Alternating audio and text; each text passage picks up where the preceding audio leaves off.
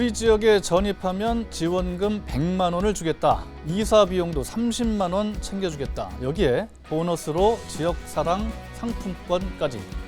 네, 인구 소멸 위기에 놓인 지자체들이 각종 선물 꾸러미를 풀어놓고 있습니다. 전입자 모시기 경쟁, 소멸 위기를 어떻게든 극복해 보려는 몸부림인데요. 그런데 효과를 본 지자체는 많지 않습니다. 뭐가 문제일까요? 인구 소멸을 막을 대안은 없는 걸까요? 오늘 이 이야기 집중적으로 나눠보겠습니다. 함께 해주실 두 분 소개하겠습니다. 장인봉 친한대 교수, 류종현 강원연구원 선임연구위원 나오셨습니다. 안녕하십니까? 네, 안녕하세요. 예, 반갑습니다. 지난 시간에 이어서 오늘도 우리가 좀 해법을 좀 찾아보도록 하겠습니다. 지자체들이 현금 보따리를 풀어놓고 있는데요. 자, 전입자를 한 명이라도 더 받아서 인구를 늘리려는 이런 몸부림 같은데 강원도도 마찬가지죠? 네, 강원도도 뭐 현금 보따리 얼마나 줍니까? 강원도는 이제 전입 장려금하고요. 그다음에 이제 육아지원금, 그다음에 생애주택 구입이라든가 예. 청년의 부부 주거 비용, 예. 또 특히 이제 신혼부부 축하금, 예. 또 결혼 비용 지원이라든가 또 농촌 한 달 살기 지원 뭐 이런 굉장히 데서 다양하네요. 다양하게 이제 예. 추진하고 있는데요. 액수는 어느 정도예요? 특히 이제 뭐 이렇게 각 시군마다 이렇게 보면은 순천항 같은 경우에는 이제 전입자를 한 명을 유치하기 위해서 예. 30만 원을 30만 원. 주고 있고요. 예. 그다음에 또 뭐 고성 같은 경우에는 뭐 인구 1인당 해서 네. 20만 원 주는 어. 경우도 있고, 또 특히 이제 양구 같은 경우는 또 한 가구당 아니면 한 가구당 뭐 1인이면 10만 원, 2인 이상이면 또 20만 원. 뭐 이런 가족이 많을수록 액수가 올라가는 많아집니다. 예. 그런데 그래서 만약에 예. 전입 신고만 했다가 예. 받고 튀는 먹튀 이런 거 없습니까? 뭐 그런 것도 있겠죠. 네, 그렇지만은 뭐 예. 하여튼 우리가 강원도가 인구 한 명이라도 늘리기 위해서 하여튼 뭐 전입 정책이라든가 육아 정책, 청년 정책에서 여러 가지 현금성 지원을 예. 상대적으로 많이 하고 있습니다. 예, 강원도는 그렇습니다만 수도권은 어떻습니까? 네. 그 전입자 지원금 네, 규모 네. 어느 정도나 되나요? 예. 뭐 우리 수도권은 이제 우리 강원도나 또는 전남이나 어려운 지역처럼 현금 보따리를 주진 않습니다. 아. 그러나 예. 지금 이제 가평군 같은 경우는 예. 전입자에 대한 사실은 행복 꾸러미 그래서 행복 꾸러미. 예, 이제 현금은 아니지만 예. 그 전입자들이 좀 정착을 좀 수월하게 할 수 있도록 안내하는 어떤 그런 정보라든가 이런 거는 좀 제공을 하고 있습니다. 그래서 이게 전입자들한테 상당히 좀 만족할 만한 성과를 주고 있고요. 예. 경기도 31개 시군 중에 이제 경기연구원 작년 보고서 보면 2067년이면 화성을 제외하고는 다 어쩌면 지방 소멸 위험지역이 된다라는 예. 분석 보고서도 있기 때문에 앞으로 제가 볼 때는 서울, 인천, 경기도도 이런 어떤 대응이나 또는 적극적인 노력을 분명히 해야 된다라고 생각합니다. 예. 자, 정착 지원금을 주고 이사 비용도 주고 심지어 뭐 아이들 장학금까지 주는데도 불구하고 인구가 늘지 않는 지역도 있다고 하는데 실태가 어떤지는 이지훈 기자가 브리핑 해드리겠습니다. 화면 보시죠. 현재 인구 감소 지역으로 지정된 지자체는 모두 89곳, 전국 228개 시군구 중 약 40%를 차지하는데요. 이들 89개 지역은 전입자를 한 명이라도 더 받기 위해 각종 지원을 쏟아냈습니다. 그런데 89개 지역 중 지난해 인구가 늘어난 곳은 단 11곳뿐입니다. 이 중 인구 증가율이 높은 5개 지자체만 추려봤습니다. 인구가 늘어났다고는 하지만 보시는 것처럼 증가율이 1%대에 머물러 있습니다. 경북 군위는 전입 가구에 최대에서 50만 원의 정착 지원금을 주고 초중 고교생 자녀들에게는 장학금까지 줬는데 인구는 395명 늘는데 그쳤습니다. 5개 지자체에 새로 전입한 인구를 다 합쳤더니 총 1,921명. 지난해 수도권 순유입 인구 3만 7천여 명의 5%에 불과합니다. 헬로티비 브리핑이었습니다. 파격적인 혜택을 주는데도 불구하고 인구가 겨우 몇백 명 수준에 늘고 그 인구가 늘은 지역조차 몇 군데 안 되는 이런 불편한 진실. 원인이 뭐라고 보십니까, 류 박사님? 예, 뭐 하여튼 현금성 지원을 했음에도 파격적으로 했음에도 불구하고 인구가 예. 뭐 증가하는 것은 아까도 말씀드린 한계가 있지 있군요. 않습니까? 아마 그런 원인은 아마도 제가 판단할 때는 예. 인구 증가하는 데에서는 복합적으로 종합적으로 이렇게 증가 요인이 있다라고 볼 수 있겠습니다. 특히 보면 이 파격적인 지원을 더해서 실제적으로 이 청년의 인구 유출이라든가 이런 것은 사회적 인구 이동에 관한 문제이기 때문에 그 인구 이동을 어떻게 막을 건가 하는 뭐 그런 것들도 좀 더 검토를 해야 되고요. 우리가 또 저출산이나 이제 고령화 시대에 있어서 인구의 자연적 감소에 네. 또 파격적인 그 지원뿐만 아니라 여러 가지 그 생활의 편의라든가 뭐 이런 것들도 같이 좀 이렇게 검토를 해야 되고 예. 또 우리가 이제 도농 교류 시대에 있어서의 그 귀농 귀촌 인구가 많이 이제 들어오는데 그것도 한번 적극적으로 이제 검토를 한다 그러면 그 인구의 그 감소 문제를 해소하는데 조금 더 기여를 할 것으로 보고 있습니다. 예, 청년 인구의 이동을 일단 막는 게 굉장히 중요하다 이런 말씀 주셨습니다. 자, 현금을 아무리 쏟아부어도 별 효과가 없다. 예, 그렇다면은 어떻게 해야 됩니까? 네. 뭐 사실은 현금을 지원을 해주는 정책이 지방 정부들은 선택 안 할 수 없거든요. 아. 지금 구조에서는 예. 다른 지자체가 다 현금성 지원으로 인구 유입을 위한 노력을 하는데 우리만 안 주면? 우리만 안 된다. 주면 결국은 우리만 인구 유입 안 될 수밖에 없는 그거는 그냥 뭐 소위 얘기하는 자살행위가 뭐 다름 없다라고 예, 예. 판단을 예. 할 수밖에 없습니다. 그래서 저는 정말 지방 정부가 아까 말씀드린 대로 이제 연대해야 됩니다. 연대해야 된다. 연대를 해야 됩니다. 그러니까 예. 이거 왜 인구 유입을 위한 사실은 어떤 현금성 지원이든 이런 어떤 예산을 왜 지방 정부가 떠안고 있어야 되냐라는 것에 대한 문제 제기를 해야 된다. 중앙 정부가 지원을 해줘야 그럼요. 된다. 그러니까 지방 정부가 같이 공동으로 대응해서 우리가 전국 시도지사 협의회가 있고 또 전국 이 4대 우리 협의체가 있습니다. 예. 그러니까 여기에서 정말 지방 소멸 대응 문제를 적극적으로 검토해서 예. 아까 말씀드린 지방시대위원회와 함께 노력해서 이거는 정말 복지 예산 지금 비율이 점점 늘어나고 있거든요. 그러니까 예. 똑같은 현상을 마찬가지로 이 지방에게 재정적인 부담을 주는 거니 이거는 좀 중앙 정부가 부담할 수 있도록 그렇게 정말 기본적인 어떤 정책적인 틀을 바꿀 필요가 있다라는 예. 말씀드리고 싶습니다. 자, 저희가 뭐 알고 있는 사실이긴 합니다만은 수도권은 계속해서 팽창을 하고 있습니다. 대한민국 인구의 절반 이상이 수도권에 살고 있는데 서울, 경기, 인천에 이 블랙홀처럼 빨아들이는 인구, 그래서 지역은 인구를 빼앗기는 현상 어떻게 하면 우리가 막을 수 있을까요? 그 수도권의 뭐 하여튼 12% 면적의 50.3% 인구를 지금 차지하고 있는데 예. 또 경기도가 1,400만의 인구를 차지하고 있고요. 예. 이런 그 수도권의 이제 청년의 인구가 한 뭐 8만 9천 명 정도 이렇게 유입이 되고 있고 예. 실제로 보면 이 청년의 일자리라는 게 뭐 첨단 산업, IT라든가 바이오 헬스라든가 또 특히 요즘 반도체라든가 예. 뭐 이런 전문적인 그런 일자리가 수도권의 4차 산업혁명 시대에서는 있을 수밖에 없는 대도시에 있을 수밖에 없는 그런 현상이기 때문에 실제적으로 이제 일자리 청년의 아까 지역에서 그 인구 이동에 대한 그 멈춤을 어떻게 할 건가 하는 그런 예. 대책이 예. 좀 더 이렇게 같이 있어야 되고요. 예. 실제적으로 이제 그렇다 보면 청년의 지금 일자리가 수도권에서 계속해서 지금 양산되고 있기 때문에 예. 이것을 지역에 어떻게 이제 거점화 시키고 또 지역에 또 특화 산업과 연계해서 또 예. 지역의 또 대학과 학과와 매치를 해서 하고 있는 여러 가지 그런 것들과 같이 조금 더 이렇게 지역의 분산적인 정책을 추진한다 그러면 예. 실질적인 청년의 그 일자리라든가 지방 정부의 청년의 유출 예. 뭐 이런 문제를 조금 더 해소하는 데 기여할 것으로 보고 있습니다. 정 교수님, 유 네. 박사님께서 말씀하신 이제 지역의 수도권의 어떤 반도체라든가 네. 첨단 기업이라든가 무슨 바이오라든가 네. 이런 것들이 몰려 있기 때문에 청년 인구가 맞습니다. 수도권으로 몰릴 수밖에 없다는데 그렇다면 그런 기업들을 지역으로 이전하면 네. 문제가 해결된다는 단순한 생각이 드는데요. 그것도 하나 이제 국가가 적극적으로 검토해야 되는 네, 이제 기업들이 사실은 갈까요? 방안입니다. 근데 이제 말씀드린 대로 이제 그 부분이 제일 중요한 거죠. 대기업이라든가 공공기관의 큰 기업들을 지방으로 이전하려면 네. 그게 그럴 수 있는 인프라가 깔려야 되는데 교육이나 복지나 의료나 보건이나 또는 교육이 다 갖춰져 있어야 되는데 패키지로 그렇게 하기에는 국가 재정에 부담이 있다. 그러나 네. 분명히 우리 나주에 한전이 이전하면서 지방세만 1,000억이 내는 기관이 가서 예. 한가람 도시 중심으로 이 사실은 지금 이게 성장에 예. 지역 성장에 분명히 기반이 만들어졌습니다. 예. 그래서 저는 이것도 중요한 분명히 고려 대안으로 적극적으로 검토를 해야 된다라는 말씀을 분명히 드리겠습니다. 예.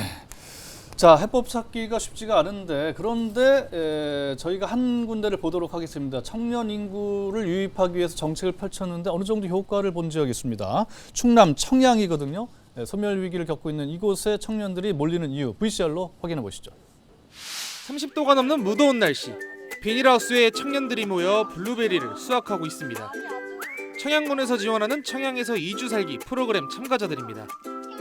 지원자들은 청양이 아닌 도시에 거주하는 청년들로 경기도와 창원, 광주 등 전국 각지에서 왔습니다.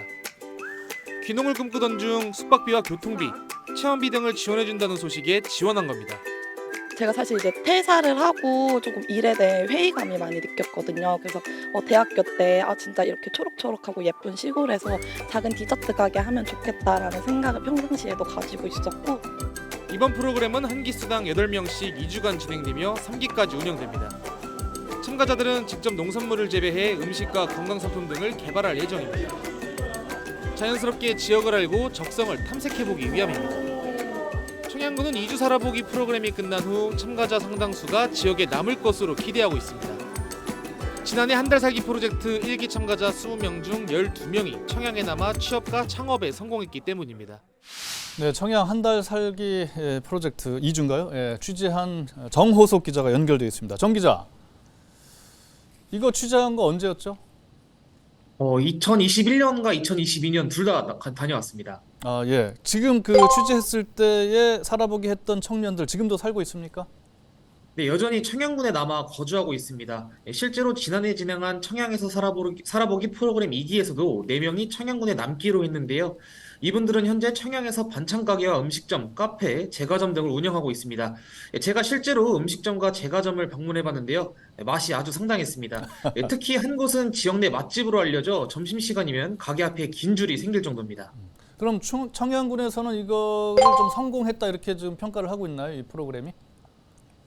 좀 살짝 나뉘긴 하는데요. 대다수 분들은 성공했다고 보긴 하지만 그래도 더 많은 청년들이 남았으면 하는 아쉬움이 좀 있긴 합니다. 네, 청양군 앞으로도 이 프로그램 계속 운영을 한다고 합니까?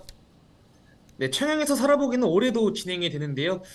오는 7월과 8월에 각각 한 번씩 실시됩니다. 한 기수당 10명씩 운영하게 되는데 재밌는 점이 있습니다. 지난 2021년 처음으로 실시한 청양에서 살아보기 프로그램을 통해 창업에 성공한 청년들이 지난해부터 이 프로그램을 운영하고 있다는 건데요.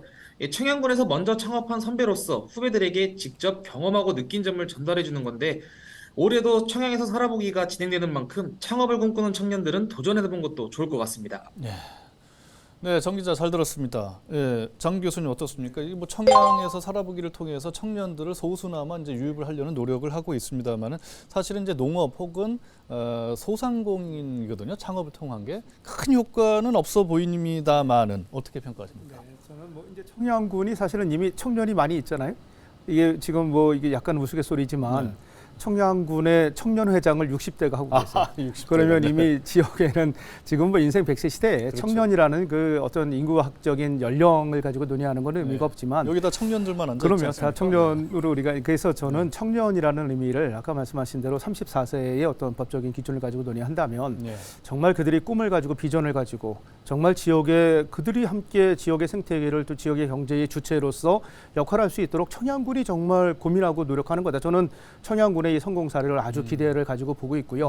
이런 청양군 같은 많은 지방 정부의 노력을 우리 중앙 정부가 정말 중요한 메시지로 받아들여야 된다는 겁니다. 이걸 그냥 지방의 어떤 노력으로만 정말 간주하고 그냥 지역에서 이루어지는 그런 물결로만 보지 말고 그거를 국가가 좀 이끌어서 이걸 하나의 큰 국가 대개조의 어떤 큰 힘으로 정말 이제는 좀 바꿔내기를 바란다라는 말씀을 좀 드리고 싶습니다. 네, 아주 높게 평가해 주시는데, 자 우리 유 박사님 어떻게 보십니까? 강원도에도 이렇게 청양 살아보기처럼 무슨 살아보기 이런 프로젝트가 있나요? 예, 살아보기가 뭐 3가지 정도 이렇게 제안할 수 있는데요. 네. 특히 이제 강원도 관광재단에서 하는 워케이션 있지 않습니까? 워케이션 일도 하면서 이제 살면서 쉬면서. 예, 그게 지금 상대적으로 많이 인기를 얻고 있고요. 네, 두 번째는 이제 그 산촌 생태 유학 프로그램이라고 있습니다. 산촌 생태 유학 프로그램. 그러니까 도시에 살고 있는 초등학교 학생이 학부모와 같이 학교에 6개월 내지 1년 동안 거기서 이제 살면서 또 여러 가지 그 도시에서 하지 못한 생태 프로그램이라든가 또 1인 한 사람들이 그 학기 프로그램이라든가 실제적으로 거기에서 이제 도시에서 못 느끼는 농촌의 그런 느낌을 해서 실제적으로 이제 학생들이 그 6개월 후에도 계속해서 이어가서 좀 이어가는 프로그램도 있고 또 주민들이 부모들이 같이 와다 보니까 또 정착하는 것도 있고 그러니까 최근에 보면 작년에 이제 7명에서 학생이 와서 있었는데 올해는 또 22명으로 늘어났고 늘어났네요? 또 부모와 같이 오다 보니까 32명 정도 왔습니다. 그러다 보니까 실제적으로 거기 인제 지역입니다. 강원도 인제. 인제. 내린천 있는 곳. 곳. 그렇습니다. 거기에 지금 이제 그 소규모의 그